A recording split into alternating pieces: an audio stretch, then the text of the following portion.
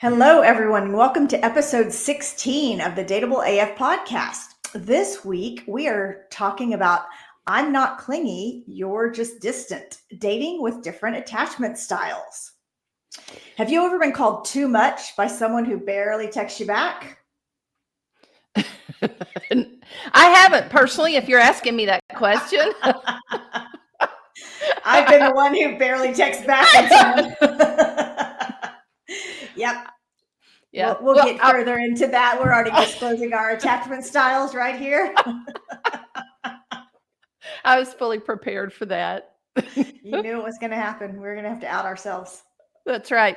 Well, what are the attachment styles? Tell me a little bit about that. Yeah, so this is a concept that was formulated, I believe it was in the 50s, and there were a few different researchers. Bowlby was one of them, Ainsworth was another one, but I wanted to talk today about a study by this woman named Mary Ainsworth, who did this experiment where she brought moms and babies into a lab situation. The moms would put the babies on the ground, and then the researchers would just observe what the babies did. And some of the babies would crawl away and explore their environment and then come back and check in with the mom, crawl away, come back and check in with the mom. And they deemed that those babies were securely attached because they had this attachment figure that they knew they could always come back to, and they weren't afraid to go explore their environment. There was another set of babies that clung to their moms and never left. They couldn't leave. They were too scared, and they deemed that these babies were called insecurely attached. And then there was a third set of babies who would crawl away from the mom, explore the environment, and just peace out, never come back to the mom. So they called those babies avoidantly attached.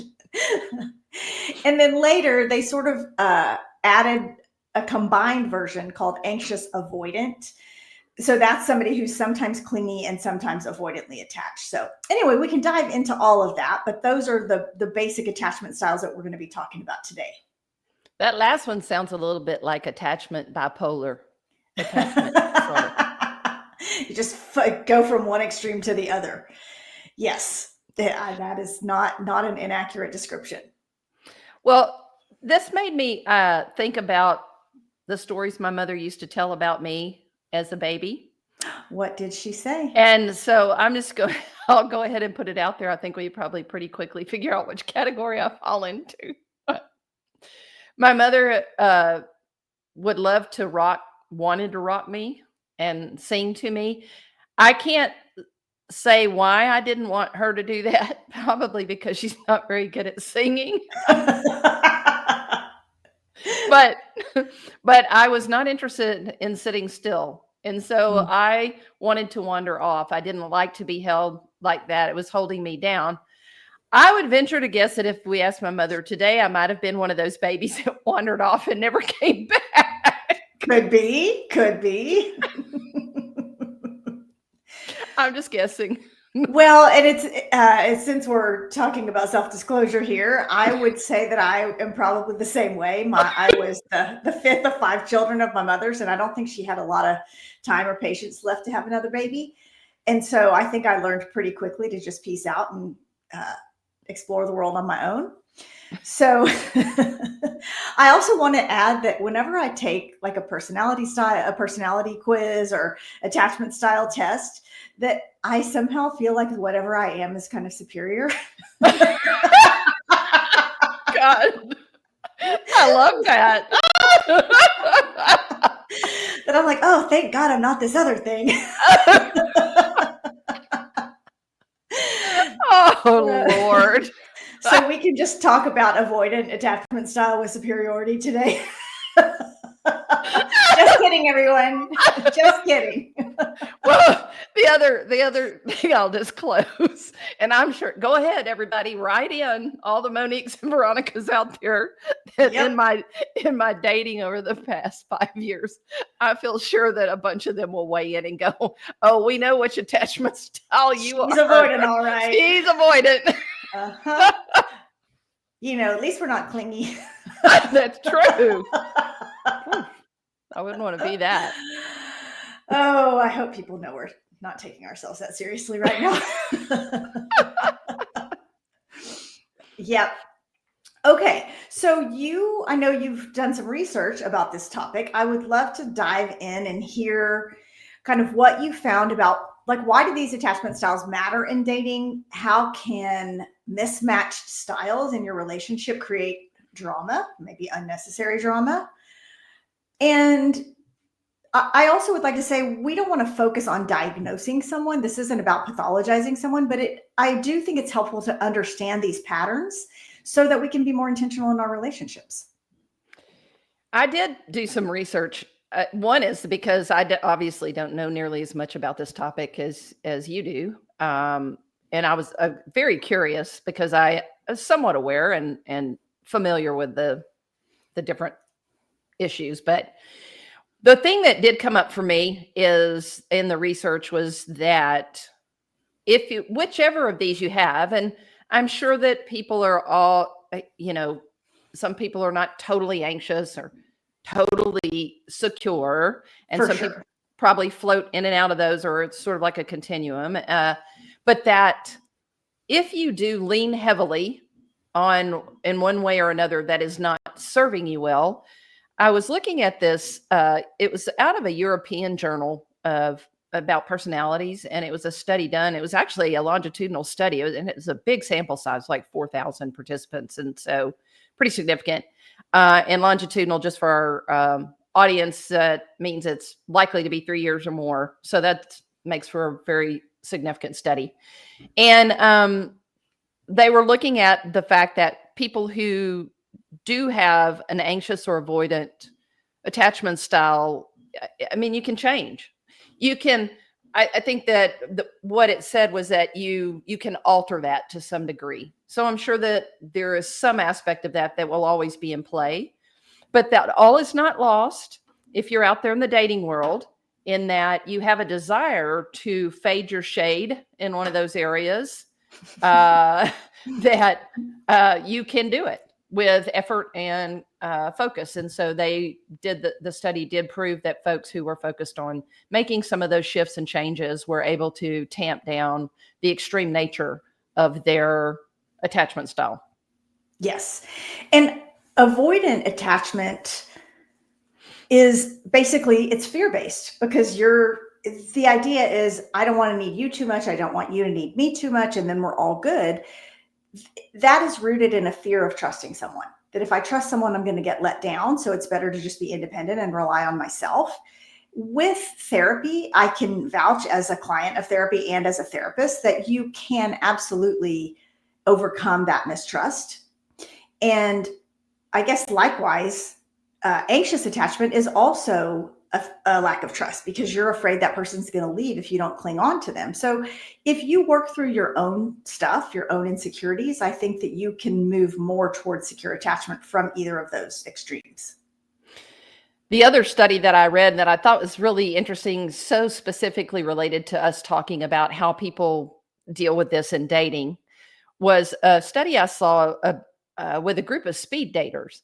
And they were looking at which attachment styles they were most likely to notice within, I think that they each dater saw 13 people for 3 minutes each.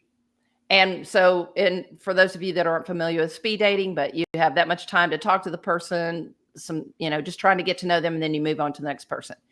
But you're in person, face to face with them, and that what they discovered was that that in the speed dating, they were much quicker to pick up the people who had an anxious attachment style than they were folks that had a avoidant attachment style.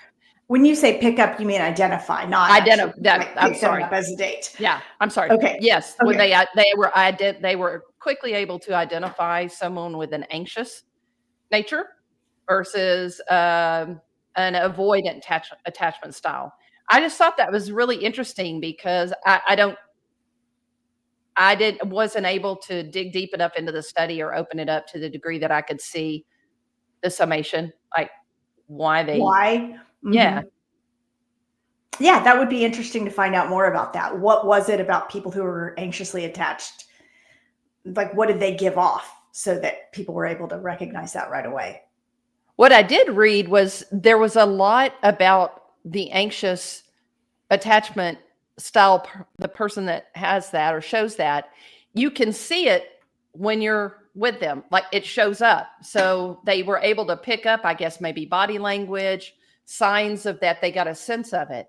And I thought, wow, that really plays into this issue again with people trying to app date. Is that you don't have any of those, you're not able to use so many of your natural screeners Yeah. and senses in order to spot these red flags and things that you can, even if you're just with somebody for 3 minutes. So I just thought that was very interesting. Yeah, you can learn so much Mm. more about a person from meeting them in person, because someone who's anxiously attached could write a beautiful profile and you wouldn't be able to tell that. Yeah. Anyway, that was my research for this podcast. I love it. Well, let's talk about how people end up with partners who have the opposite attachment styles as they have. Why do you think that happens? Wow, that's a big question. I don't know if there's any one major reason. Uh, I do know that, I mean, you know, there's a saying, opposites attract, right? Mhm. And I don't know if there, it is interesting to me that a lot of times the anxious people will get into it with the folks with avoidant attachment styles, and that they get in that push pull.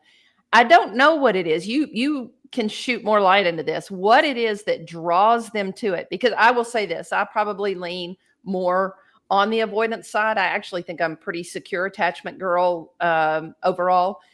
But if I lean in one direction, it's going to be avoidant.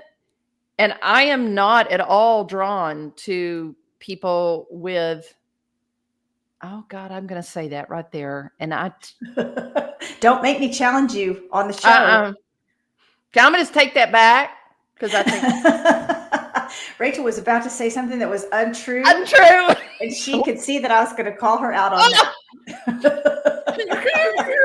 I'm sucking it back in. Rewind. Well, I think that this happens all the time, and it's a really interesting phenomenon to watch. If you imagine two kids on a playground and one person runs away, what does the other person do? They chase them.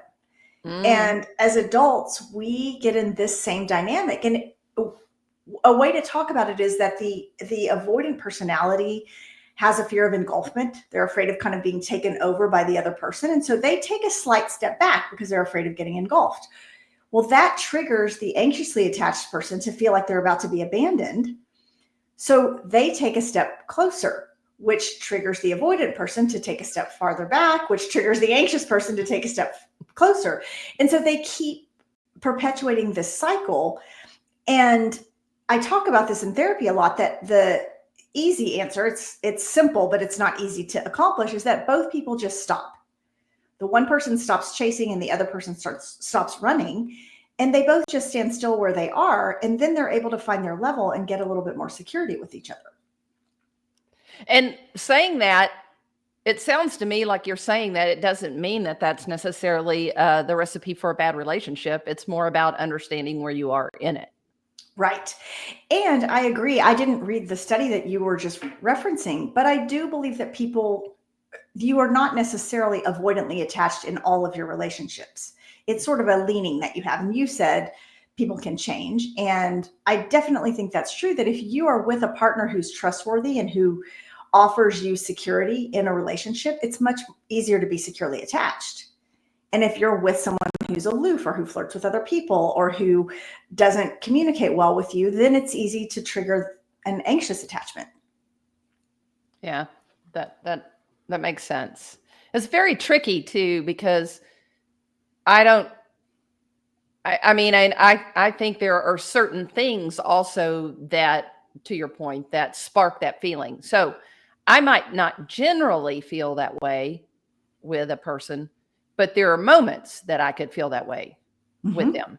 Yep. So that it, I've had an experience where I have lived my life, a good number of years of my life, with someone who, on the daily, there are many things that did not feel that way at all. And then there were a handful of things that absolutely were that way.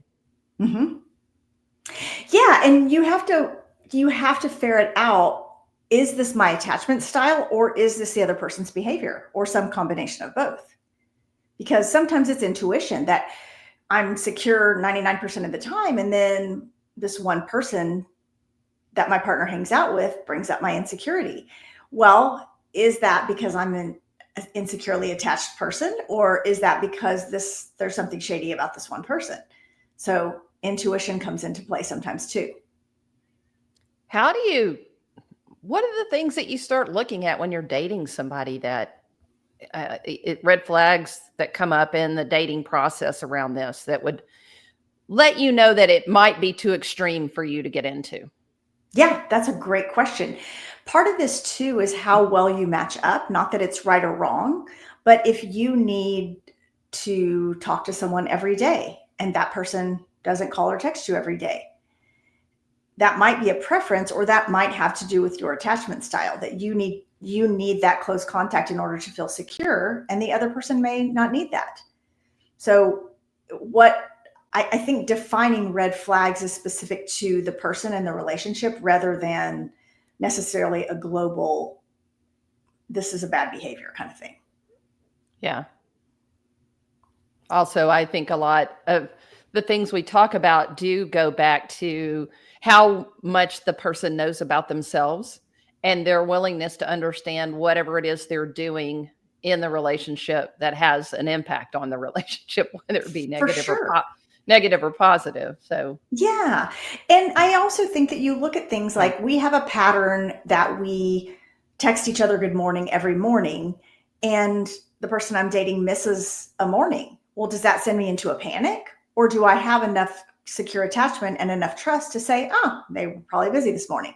Do I make it mean something like, oh my gosh, they didn't think about me, or now they've forgotten about me, or maybe they're thinking of breaking up with me? So part of that is, if you're that second person who catastrophizes not getting a text, that's probably your insecure attachment style. ooh, that sounds rough. It's scary. Yeah, to someone who's avoidantly attached, that sounds terrible. Bringing up my avoidant attachment issues right now. As so many reasons I'll probably not get another date. Add it to the long list of reasons. One thing I've been thinking about as doing the research on this, as we've talked about this, and also I have a friend who's pretty interested in this topic and talks quite a bit about it in her own personal journey in it. But I think that can change for you over time. Or I say maybe it can, obviously you can change it, but what I have a hard time understanding is how you delineate between, for me, just use me, the way I feel about attaching at the age I am right now, through all the relationships that I've been through, is very different than I felt about attaching those many years ago. Oh, we'll say more about that. Well, I'm a lot more avoidant about it now because I don't consider myself avoidant on attachment avoidant. I have had relationships where I've very comfortably attached, but I think at this point, I'm unsure about the value of attaching. Okay. I think it seems there's a lot more that comes into play around. I feel like I consider a lot more now before I'm going to let somebody in, because my life is very different now than it was when I was 25, 35. Yeah, I think that makes a lot of sense. I don't know if that's related to attachment styles, that you are unwilling or unable to securely attach to someone, but it's got to, the juice has to be worth the squeeze at this point. Well, that's great way to term it. And it is how I feel, but I could see how it would be, the perception of that would be wrong, that I have an attachment avoidant issue, when really and truly I am superior. The juice has just not been worth the squeeze. Exactly. It's not that I don't want to attach, it's that I don't want to attach to you. You. Monique. We already said before we started recording today that we're going to start season 2 starting with our next episode. And in season 2, we might just start calling people out. We're going to forget all about Monique and Veronica, and we're just calling y'all by your real names now. So look out. If you date me and piss me off, I might just call you out. That's right. We have blogs that say, be careful or you'll end up on my podcast. So it's a fair warning to all of our friends and Rachel's dates. That's right. If you're Monique and you're not listening to my damn podcast anyway, you won't know if I call you out. Rachel might or might not have gotten threatened that somebody's not listening to her podcast anymore. But, you know, like you said, she'll never know if she's not listening. I love it. Okay. Well, I think that one of the things that's helpful when you're dating someone who might have a different attachment style than you, or not, even if they're the same, is kind of like we did today. You just name your patterns early without shaming yourself or without shaming the other person. You just kind of notice what your own style is and you let the other person know so they know what to expect. Yeah. And I think it's also better than if you're someone who knows a lot about this. I also think you might not need to be the person to call out somebody's stuff. Oh, yeah. Yes. Rule number 1 of therapy is you just call yourself out. You don't really call out the other person. If you see observable behaviors with someone, hey, I noticed that you text me a lot throughout the day. Tell me more about that behavior for you. Or, hey, I noticed you don't text me back for 3 days. What's happening around that? So it's okay to notice someone's behavior, but you wouldn't say, wow, you must be really clingy and anxiously attached because you're texting me too much. Not the way to do it. No, it's not.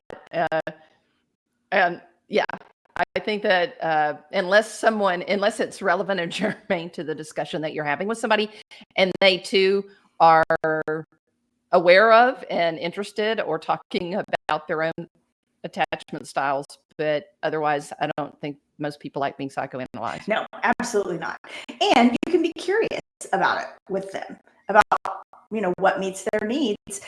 In the past, I hope I've gotten a little better about this, but I have used protesting behaviors. So if you're going to text me 10 times, then I'm going to stonewall you and not text you back for 24 hours.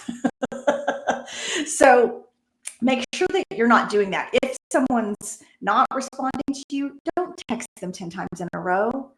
Don't do that. And if someone texts you 10 times in a row, don't punish them by not texting them back. You want to talk about the behaviors, not go to some extreme in order to protest how they're communicating with you. Yeah, that is interesting. And I was reflecting back on a sort of a Monique Veronica scenario where that person actually started texting me like every morning and every evening and acknowledged that they enjoyed the rhythm of that. And what after I've had time to step back and reflect on that, I realized that I actually wasn't interested in an every morning and an every evening text, but I just responded. I just fell into it. And so what happened is that because I didn't use my big girl voice and say, hey, because it wasn't really clear to me, but that I didn't, I just didn't speak up and say, well, I don't really necessarily think we're at an every morning and every evening text at this point. It went on, and then the perception was that I was in an every morning and every evening texting. Mm-hmm. And so what happened when you finally realized that wasn't something you were interested in? Well, I realized it after realizing that I was not tracking with this person in general. I just wasn't wanting to move at the pace they were moving in general. But obviously in those conversations, what I did realize was that also that person was really taking stock of those things as markers for where we were or where we should be. Like if we're doing this, then this means we're supposed to be here. And I was not at all there. Got it. And so that's really good information because you could have been inadvertently giving this person a mixed message by doing a thing that you didn't really want to do. So lesson learned. I learned my lesson. I like it. And none of this stuff is written in stone, and none of this stuff is about being perfect. It's about figuring out what's a fit for you. And I wonder too, Rachel, that if this was somebody that you were crazy about, maybe you would have wanted to text them every morning and every night. Yeah. I am currently texting someone on a very regular basis, and I am thoroughly enjoying it. And that will just call Veronica. Okay. Until next season. And then we're going to have to name her. Just kidding. Just kidding. Okay. Well, let's talk about what secure attachment looks like, because that's what we're all aspiring to is having those secure attachments with people. So do you think secure attachments are perfect? No, I don't. But what I do think is generally what that says to me is that you may flow in and out of one or the other a little bit, but that you recover quickly, and that that you can get back in. So you have a moment, but that generally you can get back into the mainstream of your relationship and being securely attached.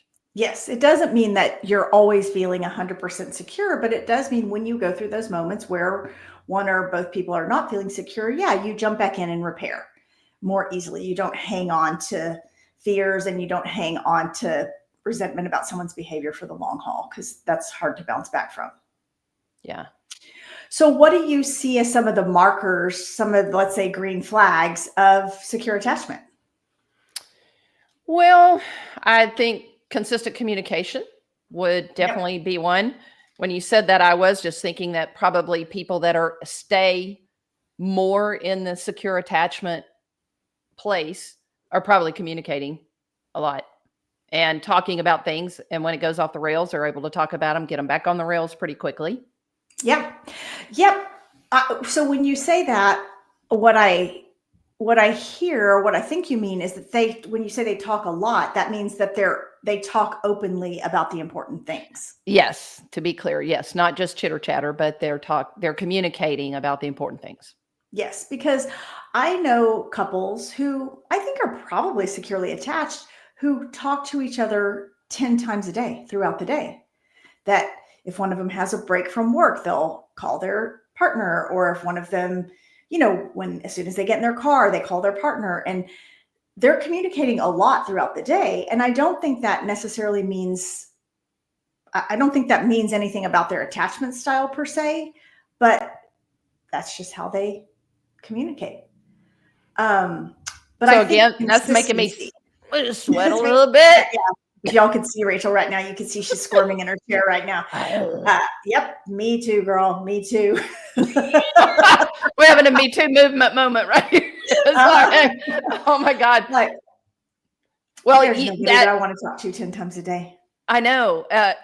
Well, also, I will say that's why you need to, that's okay, but you got to match up with somebody who also wants that. Yes. Yes. And the couples that I'm thinking about both seem to love that. They'll leave the house and then call their partner when they get in the car. And you're like, didn't you just leave each other? Like, what you got to talk about right now? So, I mean, Joe and I call each other when we have something to say. So, hey, I'm headed to the store. Do you need me to pick anything up? Or, something big's going on. Like, hey, how did your pickleball game go?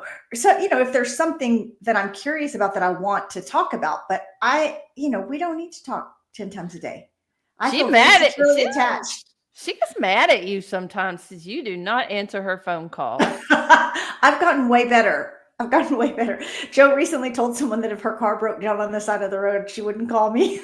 Because she's like, Sarah never answers. I don't want to be that person. So I've been way better. If I'm not in session with a client, I do try to be very mindful of answering the calls of my wife. That's good because I don't want to have to hear about it over lunch at Maudie's, Uh-oh. Uh-oh. fussing at you. Yep. All right. So we will say consistent communication is a green flag of secure attachment. Not necessarily frequent, but consistent. It doesn't have to be 10 times a day. It doesn't have to be every morning and every night, but you want to get a sense of what your rhythm is with that person and that you're not left wondering. Yeah. Also, flexibility and empathy. Okay.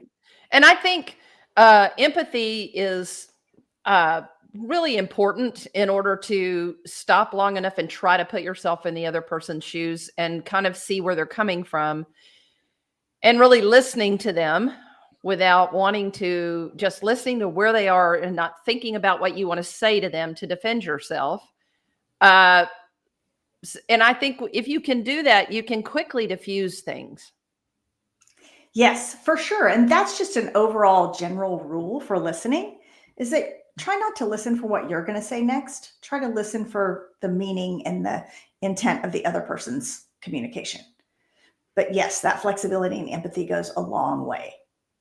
Also, flexibility to me, this is sort of a rule of thumb that I have had in my relationships, is that you may have some things that you do that I don't want to do, that I wouldn't do. Like, I hate putting my clothes away after I fold them or take the shoes upstairs, whatever the thing is that you do. If it is that you need to pace around the room 10 times and unpack and repack your bag because you're anxious, well, You yeah. should go talk to your therapist about that if that's what's happening, but okay. But if I don't, if I don't need to be in that, then I don't need to be in there. It doesn't, unless we can't get out the door on time. Does that really impact me? Does that Yes, really affect God. me? I'm so glad you're bringing that up because I think another green flag of secure attachment is that you don't constantly stir up shit. Do you know couples who just get mad at each other about every little thing? Yeah. It is Yes. exhausting. And when you're securely attached, you can do exactly what you just said. Like, oh, that's your deal. Pace around the room, do what you want to do. It's fine. But man, I know couples that are constantly on each other and they are getting in fights about the tiniest things that literally do not matter. Yep. I was in a relationship where I had someone who was habitually late. And what I learned in this is that the more that I pressed, the more anxious the more it brought out their anxious nature. Mm-hmm. And so I realized, like, I was taking a bad tack. It was making it worse. Instead, I really just had to back up and go, okay. And I said, I just need you to figure out what the solution is. Either get up earlier, start sooner, whatever it is you need to do, just figure it out. And I don't need to have anything to do with it. Yeah, absolutely. I just need to get out the door on time. Yeah. And at the end of the day, you got to get out the door on time. And maybe they come in their own car later. That you can't keep yourself held hostage about something like that. And you don't need to get in a big fight about it. Yeah. Yep. So I think that, yes, definitely not escalating conflict unnecessarily, not stirring up shit when you don't need to stir up shit. Yeah. So yes, that is a sign. I was actually just thinking about a couple that I know who one of them travels for work and she doesn't have a choice. This is her job. She has to travel for work. And her partner doesn't like it that she travels for work, but the partner's maybe a little bit less securely attached. And they get in a fight about it every single week. It's like, well, no, you cannot escalate that conflict because there's nothing you can do about it. So you either have to get a new partner who doesn't travel, or you got to figure out how to get okay with it. But don't stay in it and keep fighting about it because that is not working out for either of their attachment styles. Well, that couple is having lesbian bed death because there is no way that you can recover from. It takes a week for women to get over shit to want to reconnect in that way, and it starts all over again before they even get a chance to repair. Yep, that's right. That is true. So let's talk about how people can navigate those mismatched styles. So if you're avoidant and you are partnered with someone who is anxious, how do you navigate that? or vice versa? First, you have to know what your triggers are, I suppose, and making sure that you're clear with the other person about what the triggers are, so that the landmines that you don't Yes. want them to step in. Yes. I don't know. What do you Yeah, think? I think that's true. And I think the person who leans toward anxious attachment always has this feeling that they care a little bit more. Like Mhm. I'm in 51% and the other person's only in 49%, and it creates this imbalance. And that can be really stressful if you feel like you always care a little bit more than the other person.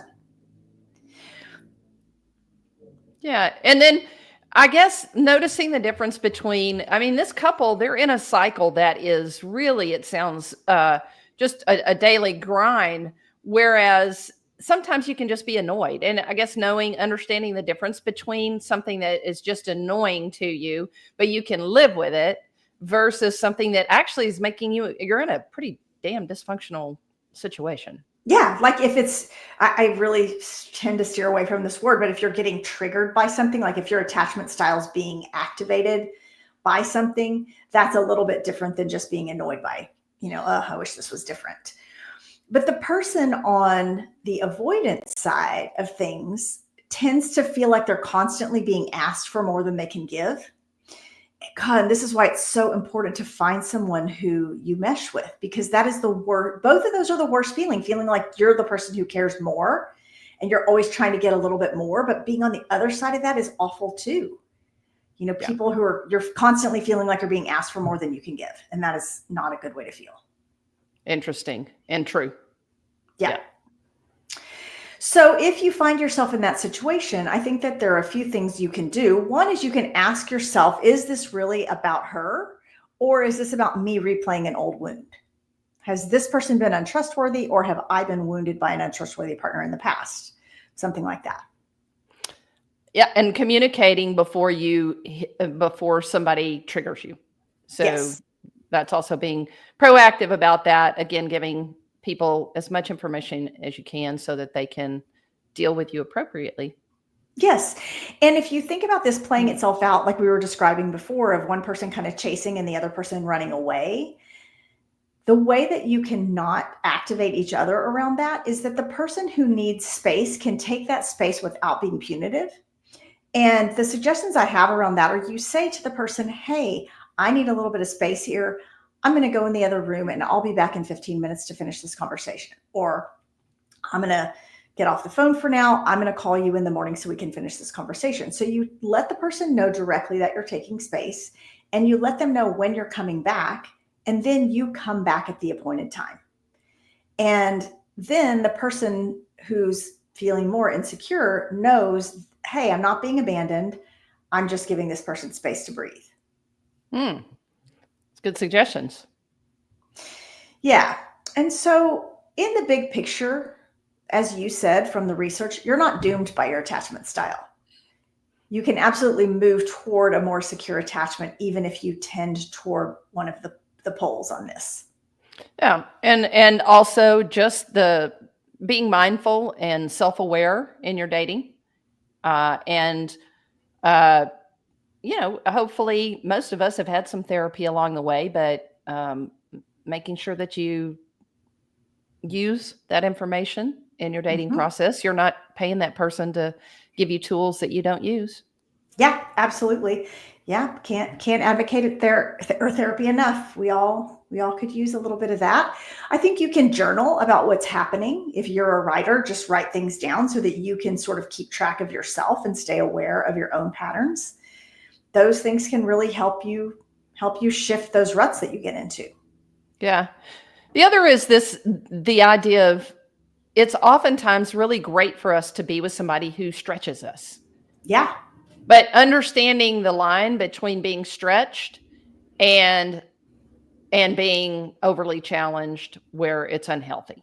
Yeah, like you don't want to pick someone who's going to re-wound you from an old wound, but yeah, someone who challenges you a little bit, maybe who doesn't text you back quite as often as you think you should be texted back, or maybe someone who challenges you to be more communicative than you would ordinarily be. Either of those I think is a good thing. Yeah. And you're healing doesn't require you to be alone. And going back to the research too, of just the idea that these things can be shifted and changed if you have the desire and you're really with somebody who's worth the effort. You think that you see somebody that you think, if you're dating them and that you see great potential, you're not doomed. Put a stake in the ground. I'm always just going to be this way, and you have to accept it. Not helpful. What are the takeaways that we want folks to have from today's episode? Well, first, being too much or too distant often just means being misunderstood. Yeah, absolutely. I think if you understand your attachment style, then you can make choices that serve you better and don't keep you stuck in those old ruts, those old patterns. Yeah, and also we talked about this isn't about fixing yourself to become lovable. You're lovable. It's really just about finding love that fits with you. Yes, for sure. If any of you are interested in going a little bit deeper, I would recommend there are tons of attachment quizzes that you could take online for free. So you could just find out a little bit more about your attachment style if you haven't figured it out from the way we've talked about it today. You can also go talk to a therapist. There are a lot of therapists that are well-versed in attachment styles. And also just noticing your own patterns. If you want to take a little deeper dive, I have 3 books that I would love to recommend. These are all excellent books that explain attachment theory and talk about how to work toward more secure attachment. The first one is a book just called Attached. The author is Amir Levine. There's another book called Wired for Love. That one is by Stan Tatkin. And the third one I would recommend is a book called Hold Me Tight by Sue Johnson. These are all excellent authors and researchers that present the information in a really cohesive, interesting way. Great. So that is a wrap, y'all, for season 1 of the Dateable AF podcast. I can't believe we're already finishing our first season. Woo! So if you haven't listened to all of our episodes, please go back and check them out because we're about to launch into season 2. We're still going to be talking about dating, but we're also going to be diving into talking a little more about relationships, longer term relationships. So we're excited about that. And we do have an upcoming event. I don't know if we want to drop that on our listeners right now or wait a little while and keep them in suspense. Well, we can tease them about the date and where it's going to be, and then we'll tell them more later. Yes. So we will be at the 1972 Sports Bar here in Austin, Texas, on Sunday, August 24th. And there will be a lot more information coming out about that, but we will be there recording live and with some great audience participation. And we'll give you more details about that later. Yes, mark your calendars. We hope to see you there. Please join us. We have a Facebook page, Dateable AF. And we would love to get your feedback and your engagement from the Facebook page. We're on Instagram, also at Dateable AF. And please like, follow, and subscribe and share us with your friends. Thank you, as always, for listening to the Dateable AF podcast, where we help you find your happy ending. Remember, be bold, be kind, and for the love of queer dating, don't text your ex. Stay dateable. AF.